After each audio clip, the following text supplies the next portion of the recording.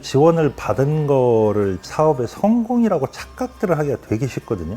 지원금 받는 거는 다 그만한 대가가 있는 돈이니 알바하면서 버텨라. 아주 그냥 노골적으로 이야기를 해요. 예, 안녕하세요. 예, 이복인이라고 합니다. 신한 디지털 라이프 스쿨에서 비즈니스 코치를 하고 있고요. 99년도부터 해서 대기업 생활과 외국계 회사를 한 16년 정도 다니고 2016년부터는 판교에 있는 스타트업 캠퍼스에서 비즈니스 코칭을 하다가 여기서 다시 이제 비즈니스 코치를 하고 있고요. 700개 내외 정도를 한 것 같아요. 매출이 최고로 잘 나오는 팀이 연간 한 50억 내외 정도 지금 나오고 있는 것 같고, 스타트업 투자 쪽 관련되는 걸 코퍼레이트 벤처링이라고 그러는데요. 관련되는 책을 다음 달 정도에 한 권 더 내려고 합니다. 창업하겠다고 하는 친구들이 많이 늘어나는 가장 결정적인 이유는 좋은 일자리가 줄어서라고 생각을 해요. 젊은 사람들이 만족할 만한 일자리를 못 만들어주는 것도 좀 있는 것 같고, 대학교 4년 졸업한 사람들이 만족할 만한 일자리라는 게 국내에서 그렇게 찾기가 쉽지가 않으니까, 그러면 결국은 창업이라는 길로 가는 것 같고, 정부 입장에서도 취업자가 적으니까 어쩔 수 없이 투자하는 것 같은 느낌도 좀 있고요.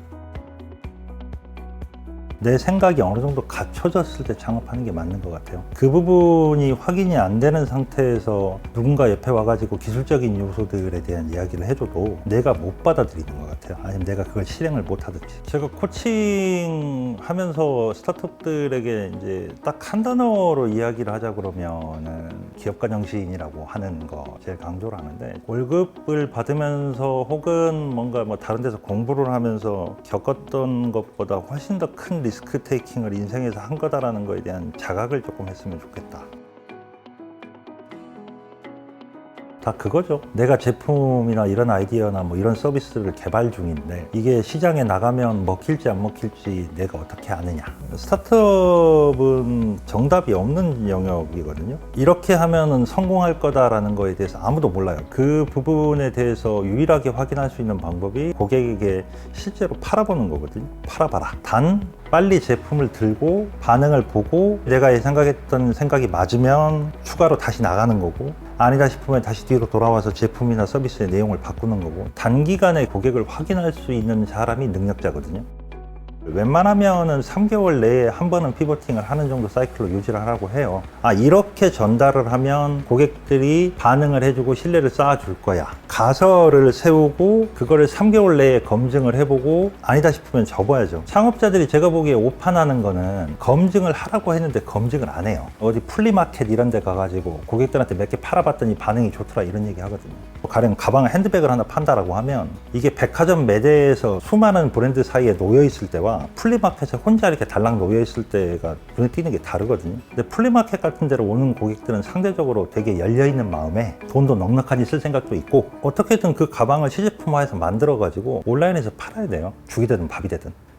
친구들이 어디서 아이디어를 얻냐면 사장님이 하소연하는 소리를 듣고 이제 아이디어를 얻고 와요. 이런 플랫폼을 이용해 주실 식당 사장님들, 미용실 사장님들 정말 있으면 고맙겠다고, 감사할 거다라는 이야기를 저희한테 많이 하세요라는 근거로 얘기를 합니다. 그러면 그걸 사용할 사람한테 가서 물어봤냐? 사장님들은 당연히 있으면 좋다고 할 건데 사용하는 사람이 안 모이면 사장님들 거기다 돈 10원도 안 쓴다. 아는 사람들 통해 가지고 100명한테 설문을 했는데 이런 거는 고객 테스트가 아니죠. 그냥 지인이 얼마나 나를 위하는가에 대한 테스트인 거지. 이제 보내죠. 100명만이라도 모아봐라. 대체로 그렇게 해서 내보내면 안 와요. 확인해 보니까 아닌 거거든. 대부분의 창업자들이 생각하는 아이디어는 세상에서 그렇게 혁신적이지 않아요. 완전히 새로운 아이디어이기도 힘들고 남들하고는 비교도 안 되는 기술일 수도 없고, 그러면 그 다음에 할 수 있는 얘기는 그거밖에 없거든요. 고객들한테 정말로 진정하게 도움이 되는 그 무언가를 전달을 했느냐. 그러면 그 팀은 살아남고 굴러가는 거고, 농담으로 창업자들의 최고의 역량은 존버라고 그러는데 전적으로 동의하는 거고요. 10개 팀 출발하면 3년 내에 9개 팀은 사라진다라고 생각을 하는데, 절대적으로 피해야 되는 방식은 대출을 끼고 있는 거. 특히 연대보증 같은 거 해가지고 회사가 망했는데 내가 동시에 개인 파산되는 경우가 최악인 것 같고요. 제가 봤던 성공한 사람들이 공통적으로 가지고 있는 건 총 한 3,000명 정도 되는 사람들에 대한 성격 분석 데이터가 있거든요. 대체적으로 사람 만나고 자기 드러내고 이러는 건 안 좋아합니다. 그래서 매일 아침, 점심, 저녁으로 돌아다니는 사람들 있잖아요. 그 확률보다 소위 너드라고 그래야 되나요? 골방에 짱 박혀서 이렇게 하고 있는, 그리고 감정적으로 좀 안정된 친구들인 것 같아요. 두 번째는 유연해요.